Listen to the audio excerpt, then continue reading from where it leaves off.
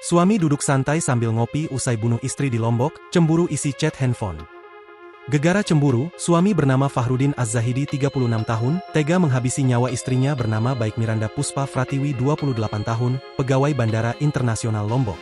Fahrudin tega membunuh istrinya dengan cara mencekiknya di rumah mereka di lingkungan Kekere Kelurahan Semayan Kecamatan Praia Lombok, Tengah Nusa Tenggara Barat. Setelah menghabisi nyawa korban, pelaku rupanya sempat duduk di teras rumah sambil ngopi. Kakak sepupu korban, Rian Mahesa alias Bading, mengatakan korban lemas tak berdaya setelah dicekik. Pelaku kemudian membaringkan tubuh korban di kasur. Pelaku beranggapan bahwa korban pingsan. Akhirnya pelaku duduk dulu di terasnya sambil ngopi, bahkan ceritanya sambil bermain-main juga sama ponakan saya atau anak pelaku, kata Bading. Peristiwa kekerasan berujung pembunuhan ini bermula saat pelaku curiga dengan isi chat WhatsApp di handphone korban. Fahrudin lantas meminta penjelasan dari Baik Miranda terkait isi telepon seluler tersebut. Karena tak kunjung mendapat pengakuan, sang suami kemudian emosi tersulut api cemburu dan akhirnya kalap. Ia lalu memiting istrinya hingga tak sadarkan diri dan meninggal dunia.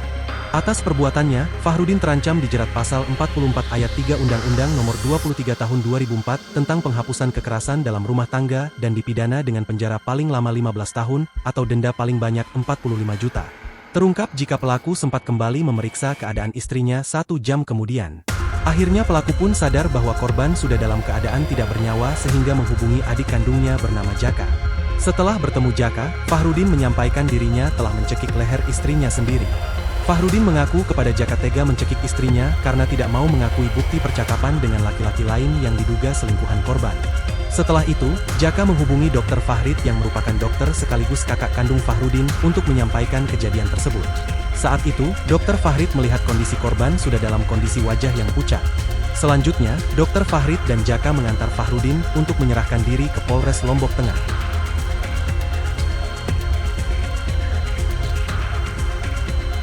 Download Tribun X sekarang, menghadirkan lokal menjadi Indonesia.